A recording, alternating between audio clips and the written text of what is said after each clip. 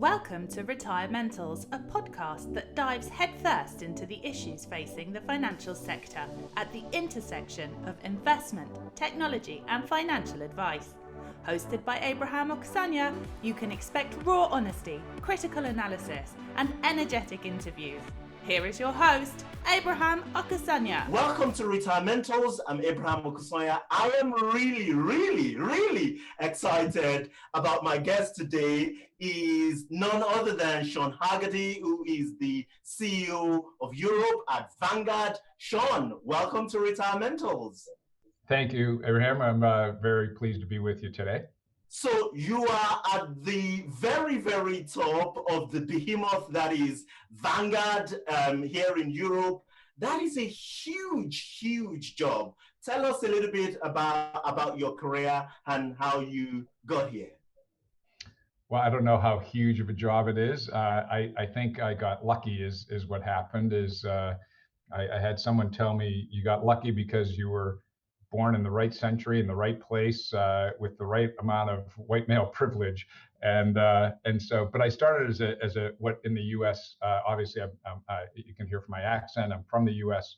I've been in London for about 5 years now in the role that I play in Vanguard Europe. 24 years at Vanguard in total.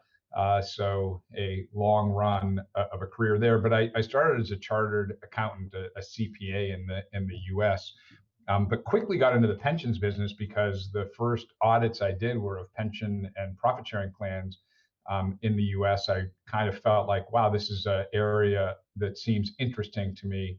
I left public accounting and went right into a bank where I worked in the pensions business really all the way through until the early 2000s. After I was at Vanguard a few years, Vanguard's a place that believes in rotations.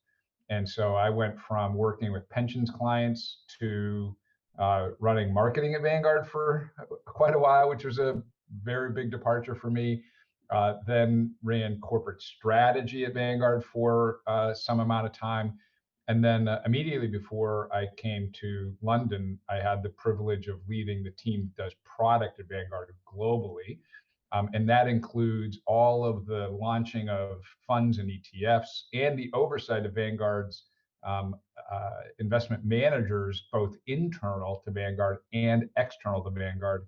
I mean, I think we might get into this a little bit later, but Vanguard has a large stable of sub-advisors that manage money largely in the active space for Vanguard funds. So that's my career in a nutshell. That's an incredible journey. And I'm sorry, I have to ask you this, late Jack Bogle, legendary Jack Bogle is a huge hero of mine, and I'm sure of many other people out there. Did you get to walk up close to him, and what was that like? I started at Vanguard in 1997. It was actually the year after he officially retired from the management team, although he worked in the same building I worked in for several years. And I had the good fortune of being able to meet him. And because he had an interest in Vanguard and I had an interest in chatting with him about all of his thoughts and ideas, we had lunch periodically every year that I was at Vanguard up until the year I left for the UK.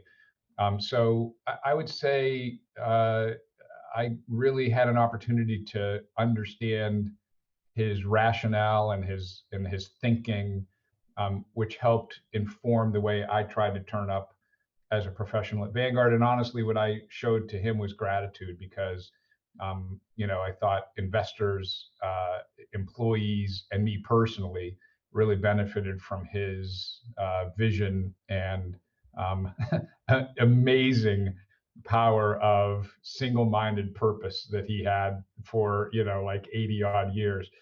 So quite a remarkable individual, and I was privileged to get to know him. Just incredible. So let's move on. So give us a little bit of an overview of Vanguard's business in Europe today. I know you look after the UK, but there is a bigger picture beyond the UK as well. Give us an insight to that.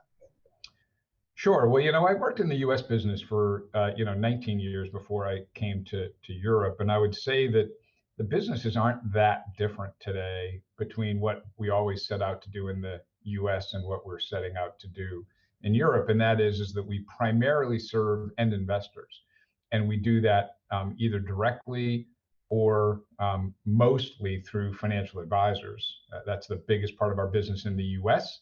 and it's the biggest part of our business in Europe. So I think our strategy is very much aligned.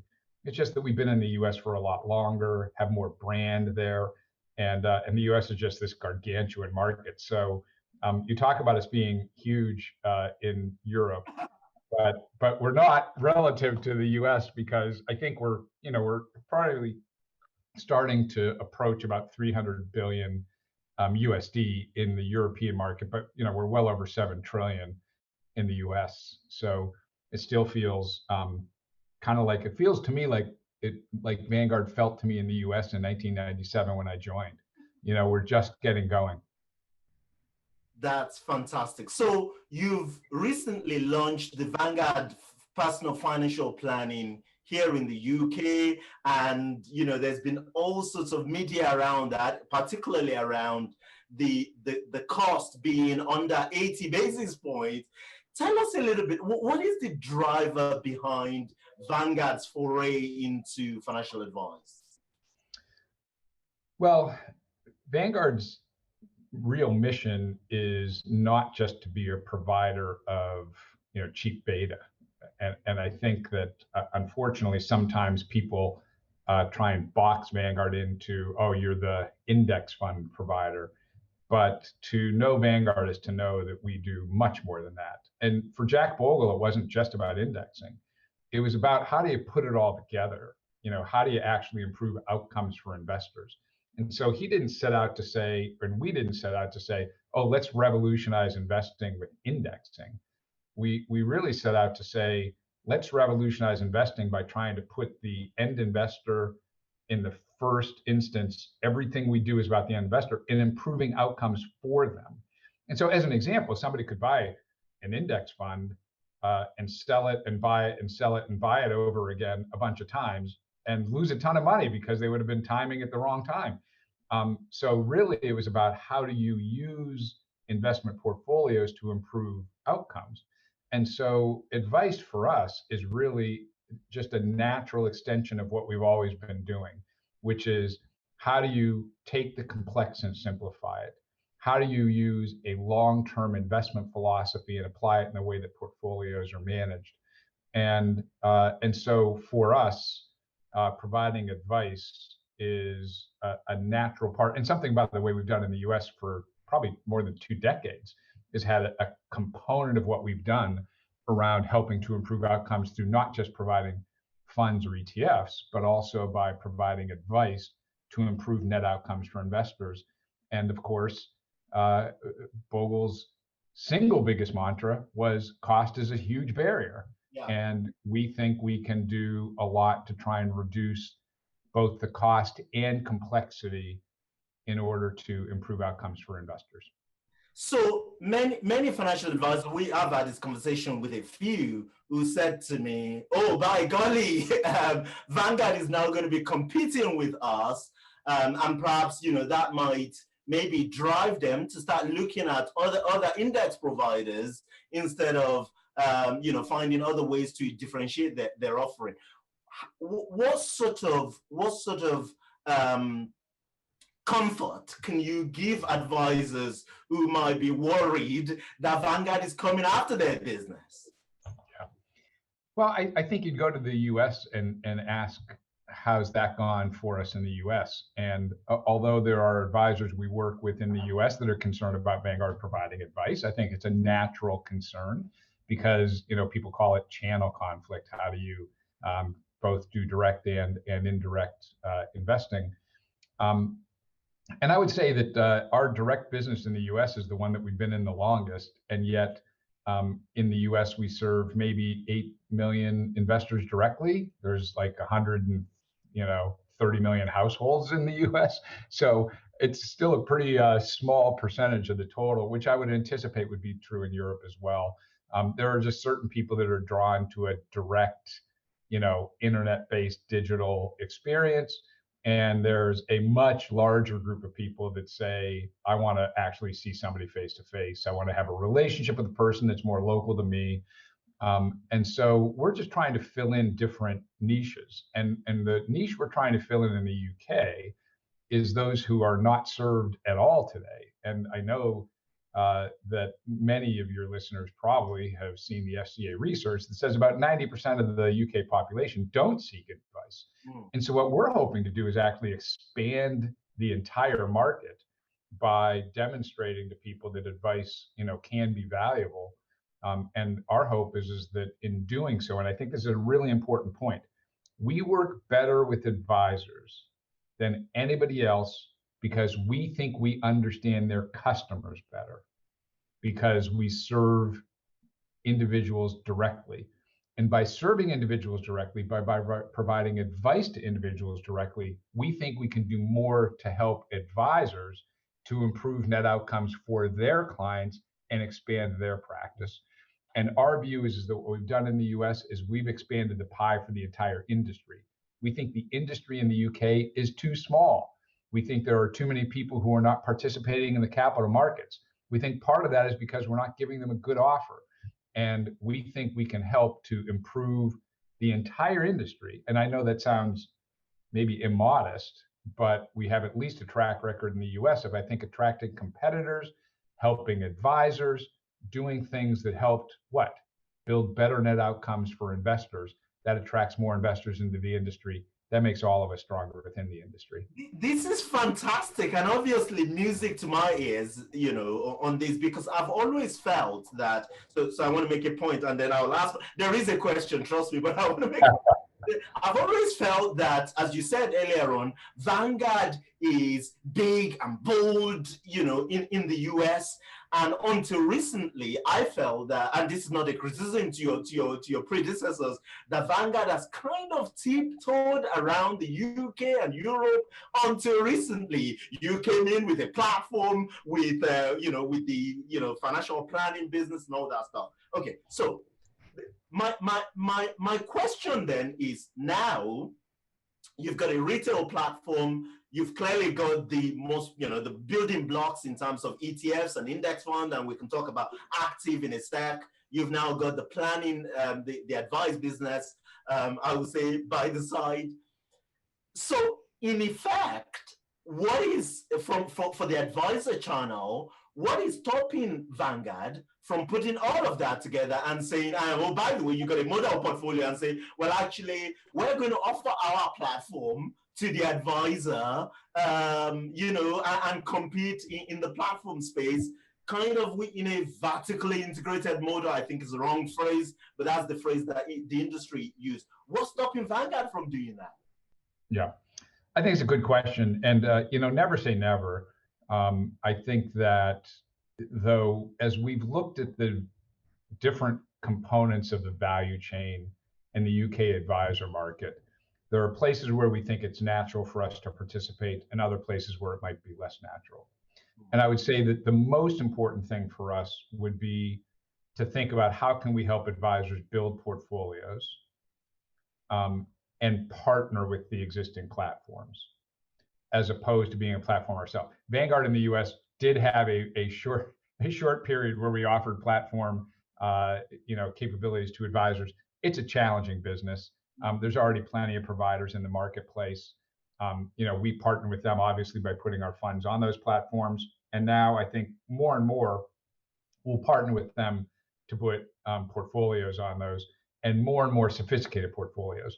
We have, again, this is it's a two-punch thing. We have really terrific funds and ETFs, but we have amazing capabilities on portfolio construction, as you can see in some of our multi-asset funds.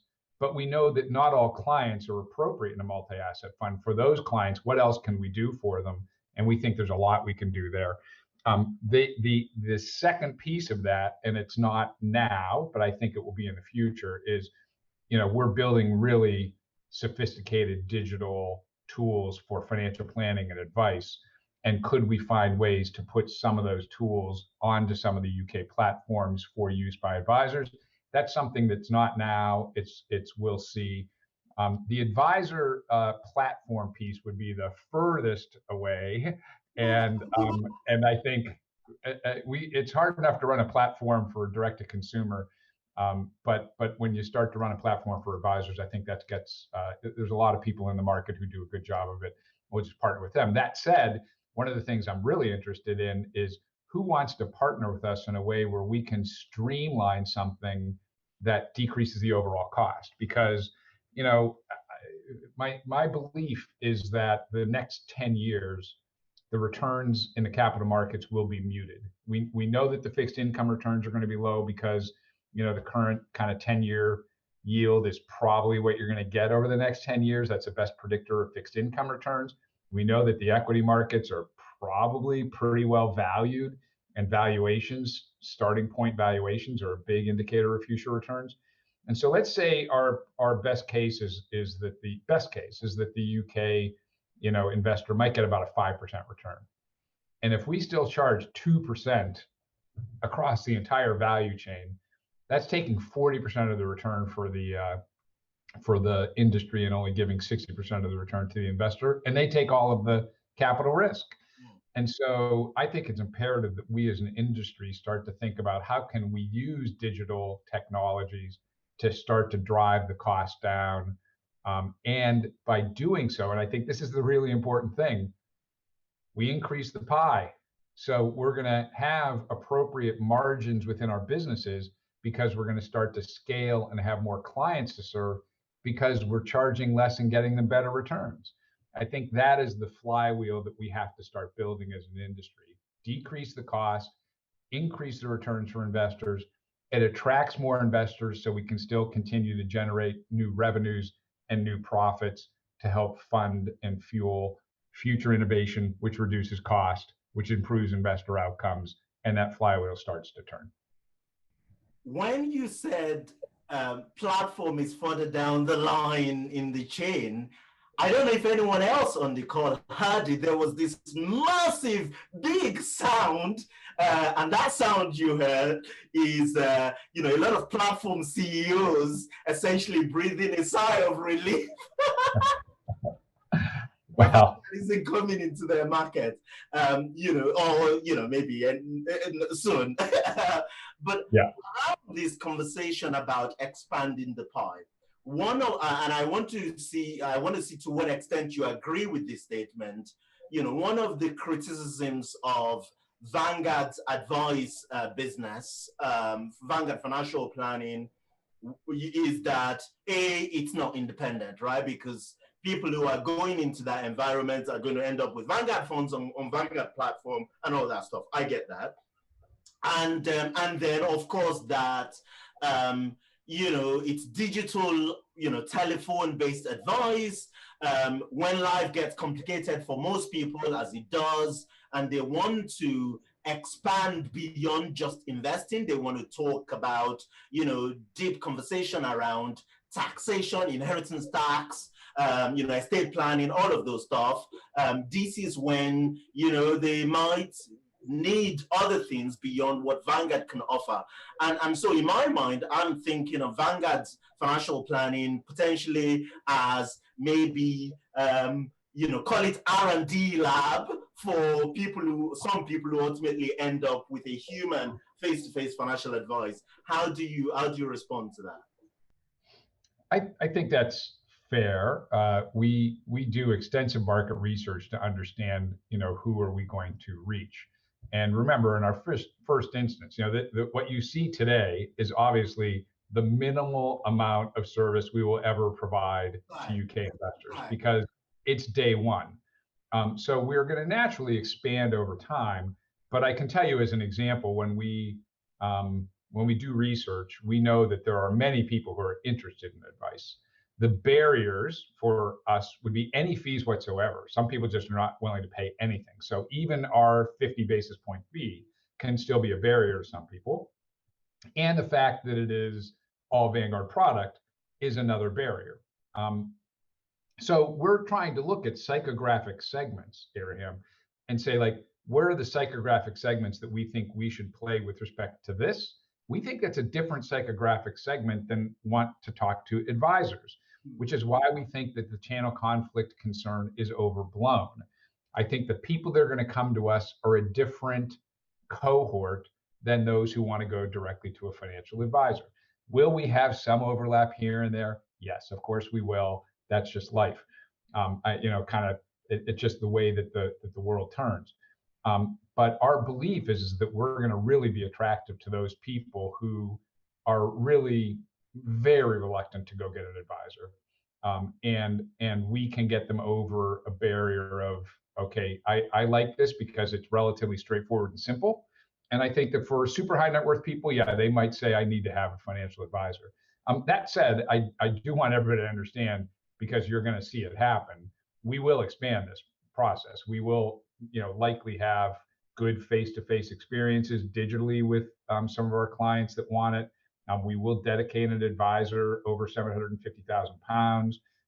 We will expand tax, estate planning, and down the road, I would say even potentially non-Vanguard product in our advice offering, although that would be, again, years away. Incredible. So I guess you alluded to the bringing the overall cost down for the investor. So I guess in your view, you see that drive, even the advice channel, essentially driving costs closer to that 70, 80 basis points as opposed to 2% where it is today. That's right. And one of the reasons we look at this is we try and if we're all about trying to take a stand for all investors, and we look at all investors today and see how much they pay on average, we think, what can we do? This is what we get up every morning to think about, is what can we do to try and improve outcomes for them? And we think that we want to improve probabilities of them having success with whatever goal they have. For most, it's retirement. And we think the decrease in the cost from, say, 2% down to something like 75, 80 basis points significantly increases the probability they're actually going to reach their goal over a span of time of savings. And so the question is what can we do to help push the industry in that direction? Last thing I'll say is, if we were purely an asset manager, all we would do is have one component of that value chain, and that's it. And it's really important for us to be paying attention to the other components of the value chain, because asset management fees have gone down substantially. And I think you probably have witnessed this, that index funds have gone down substantially over the past 10 years, past 12 years. It started really going down when we entered the UK market.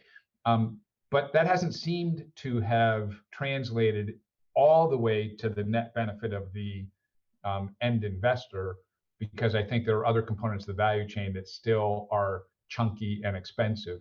And so the question is how can we actually create efficiencies in the market, create efficiencies in that value chain, so we can decrease the overall cost for end investors? So I'm interested in the point you alluded to earlier on about digital technology and some of the stuff that you guys are working on at Vanguard. As you know, a timeline, we're building technology to make advisors' life easier. And I want to kind of draw a parallel with the US, what Vanguard's doing in the US, for instance. You alluded to the point earlier on about Vanguard, temporarily or for some time being in the platform custody market and then exiting that market. But what we've seen recently is Vanguard investing in Altruist, which is another platform business. And so to me, do you feel that as part of this drive to provide digital technology to advisors, do you think that ultimately Vanguard is going to need to come to the market with their own platform for advice? Because I understand the argument of wanting to offer your own tools and technology to platforms, but what if they don't take you up on it? Well, I mean, that is an interesting question. And I think the question, I think that what will follow, and this is just part of the way you would think about corporate strategy, is there opportunities to partner in the market? If the market is dominated by a small number of really big platforms, there is some reason why they would try and shut somebody like Vanguard out. When you have a more competitive market and a lot of platforms that are more medium sized serving advisors, it's more likely that we're going to find willingness to partner with us to try and help them build their business among advisors, because we hope that we can be a draw for the platform. I think the first platforms that start to get Vanguard technology are going to be those that I think do better with advisors. And so I think there's some incentive to want to work with us on that. That said, yes, I think that if we found that no platform was willing to work with us, I think that would change the dynamic. But right now, by the way, we have very good relationships with the platform providers. I think that there's ample reason to say that Vanguard model portfolios will be on those platforms over time, and that over time we'll start to think about adding our digital financial planning tools for voluntary use from the advisors who use those platforms. But that's the dynamic we see today. That dynamic could change, and if the dynamic changes, we'd have to adapt to that. Incredible stuff. So let's go back to the script now. Okay. We deviated a little bit. So insightful stuff. So I hear it's the 10th anniversary of the Vanguard Life Strategy Funds. Congratulations on that. These funds have been pioneers in our sector and wiped the floor out of many, expensive multi-asset funds. What do you think? What do you think has been the reason why VLS has stood the test of time? I think a few reasons. I think that they really are emblematic of everything that Jack Bogle really would have talked about during his entire career. He talked about low cost. They're low cost. He talked about indexing. It's an index implementation. He talked about it's hard to time the market. We don't try and time the market. And he talked about time being your friend. And we have a long-term outlook here.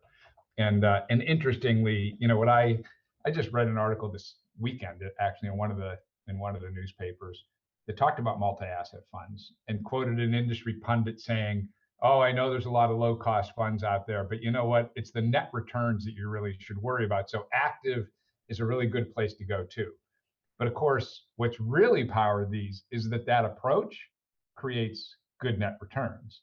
And so I think the 10-year number, Life Strategy 40 and Life Strategy 60, are in the top 2% of the entire universe in terms of risk-adjusted returns. And I think what happens is there's pressure in the industry to create margins. And the way you create margins, and by the way, I've done this for now decades, and I can see why people do it, but I think it misses something big. And that is, people think you get margins by making it expensive, and the only way to justify expensive is to make it complicated. And therefore, then tell a story. But what happens is the complications you put in to justify the fees end up actually destroying return opportunities, because we tend to make behavioral mistakes with respect to how we position portfolios. And so all of the multi-asset funds that are out there, those that are most active, our research shows those that are most active in the way they manage their asset allocation happen to be also the most expensive and happen to be the worst performers. And those that, as you get less active in terms of your movement of your asset allocation and more passive, you actually improve your net returns. And so, my clarion call to the rest of the industry is actually, it's better to keep the cost low, to keep the approach simple, and attract more people to your product and get scale benefits, as opposed to One way to keep your product small is to charge a lot and not get good net returns. And so, and I think that that's been proven kind of over and over again, but it's still really, really hard for everybody in the industry to get their head around that. This is the thing. It's incredible. I'll restate that just for our listeners. Life Strategy 40 essentially beat 98 out of every 100 funds in the category, which is just incredible. Nonetheless, as you said, it's been very hard just to get these points across. So let's talk about, Vanguard's actively managed funds, right? Vanguard is known for as low cost index fund provider, but then I guess you're also playing the other side with your active funds. What's the rationale for that? Is it just because the argument is too hard to make? Some people are not buying it, and so therefore, let's just offer them some actively managed funds. When Vanguard was founded way back in 1975 by Jack Bogle, it was 100% active. And he didn't launch the Index 500 fund until after he was up and running. And it was because he was a spin-off of Wellington Investment Management. So Vanguard's been in the active business forever, and have 1.7 trillion in active USD in funds under management. And our belief there is that there are some ingredients that are important to create any kind of sustainable alpha, and that is low cost, patience, and finding the right talent. And what we really love about doing both is that we can set a standard that says, hey, we aren't going to hire you as a manager unless you can actually demonstrate that you have what it takes to beat our index funds. And so when we think about a multi-asset fund, it better be something where we say, hey, does that have a chance of actually having a better risk-adjusted return than Life Strategy?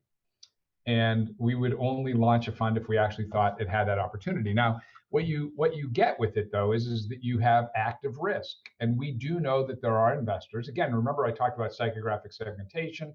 It's a big world. There's a lot of different investors out there. There are some that are willing to take active risk, as opposed to just systemic risk exposure to a particular risky asset class like equities.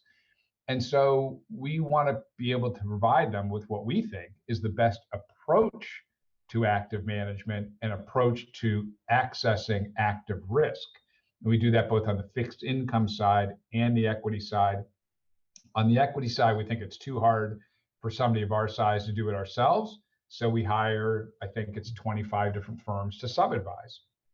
And our track record, and I know this very well because I think you might have heard me say earlier that I happened to work in the group that did all of the hiring and firing and oversight of the active managers. And so when I was in that job, I was asking myself, could we demonstrate empirically that we actually are getting, kind of what we paid for? And the answer is yes. Believe it or not, if you invested in a market cap weighted selection of Vanguard's active funds, you would actually get a return better than Vanguard's index funds. Now, what you would not get is predictability. And you would not get that every single year. You'd have anytime you think of active management, you've got to think about there are some good runs and some bad runs, and that's why patience is an important component. One of the reasons we think that most people are well off in an index portfolio is because most people don't have the patience. But for those who do, those who do actually have a real long-term outlook and understand the active risk they're taking, you can be rewarded through taking the approach of finding talented people, having patience, and keeping your costs low. But of course, this strategy hasn't always worked, has it? Because recently, Vanguard short some of its actively managed ETFs. I'm thinking of them as factor ETFs, value factors, and things like that. Again, what's the reason behind that? Is it that you think, yes, we can introduce actively manage portfolios or take active risk within the portfolio, but if we can't, then we shut them down and close the funds? I think those funds had a little bit of a different story because there's all different flavors of active, as you know. And I thought of those, we think of those as systemic active. They were quantitative in nature. They're not that dissimilar. We think they were a better approach than what you get from some of the factor funds that you could get that are indexed, where MSCI or FTSE or somebody like that is actually determining the quantitative techniques of getting exposure to a particular factor. We thought that the world was going to go to a place where factor investing made some sense. We actually do believe you can build a portfolio that way. But for us, one of the things we've got to see is that true with the market? Do we think that those ETFs in that case were resonating with the investors that we serve? And more we are hearing not really. So I don't want to say that we lost faith in or conviction in the concept of factors in the marketplace. We think there's good academic grounding for some of the factor exposures that you might get access to, but we didn't think that it was going to be commercially successful. And we have much more conviction in the UK with sub-advised traditional active delivered at low cost with high conviction managers and a lot of patience. Incredible stuff. Let's start to wind the podcast down. Sean, I'm incredibly grateful for your time and for your wisdom.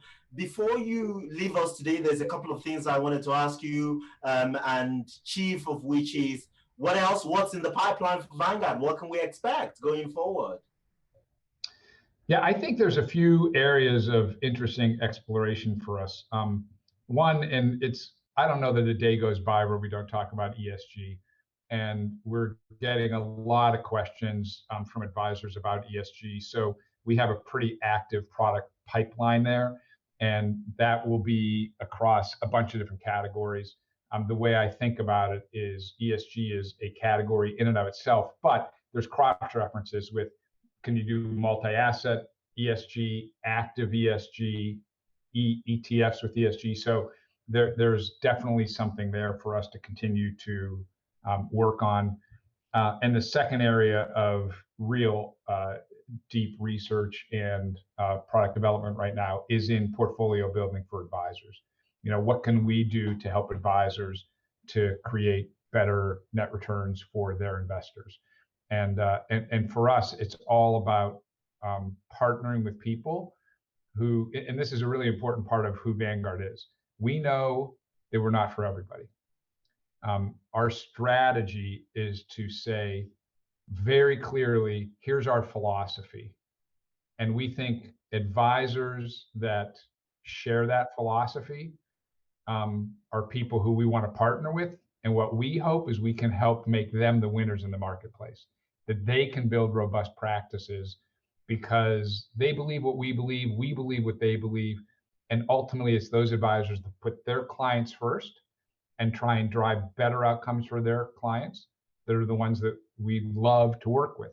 And so we're always finding ways beyond just providing, oh, here's a fund. We're finding ways through practice management, through ways to articulate their value proposition to clients, through a whole series of things that would say, can we help you to drive better outcomes for your client? And I'd say that's a very large area of research and development for us right now. We call it the Vanguard Advantage program in the UK. And so how can we create an advantage for our advisor partners for them and the success of their firms?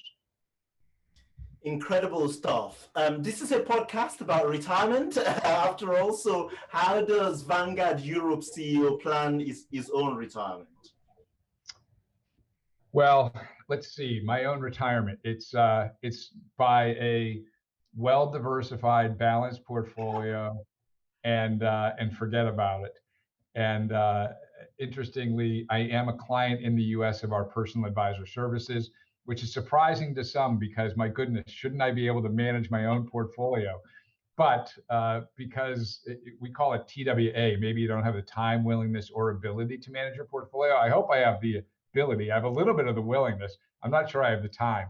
And since I've joined the tax alpha alone out of that service, because there is a good algorithm in the U.S. Most of my assets are in the U.S.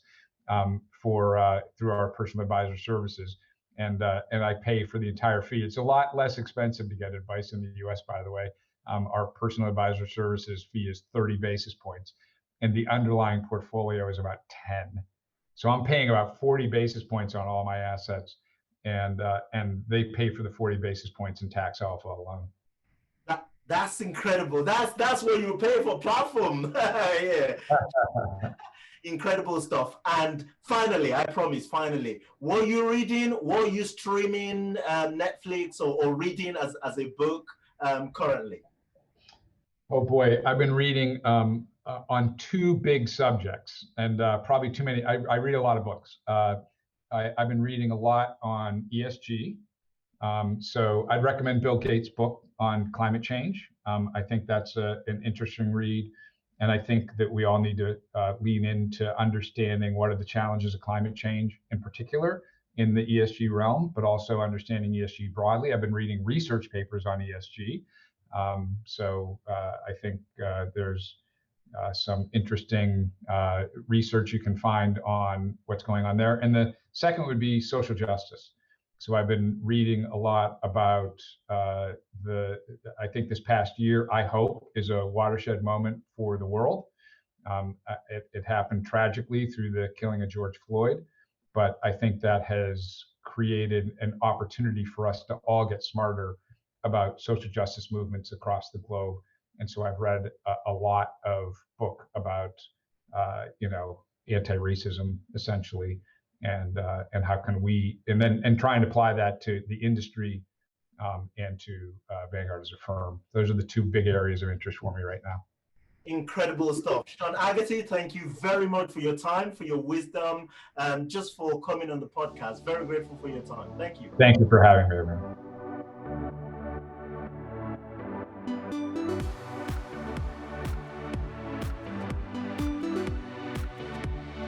I'll be remiss if I don't thank my incredible team who worked very hard to put this program together, led by my producer, Hannah Dickinson. Thank you very much, guys. I'd like to thank our sponsors, Timeline app, the retirement planning software, and Batefolio, the high-tech, low-cost flat fee model portfolio manager. And to you, our listeners, thank you for your time. I hope you've had as much fun listening to the program as we have making it. You can find more about the show at retirementals.co.uk, and you can follow me on Twitter. My handle is Abraham on Money. Until next time, thank you and goodbye.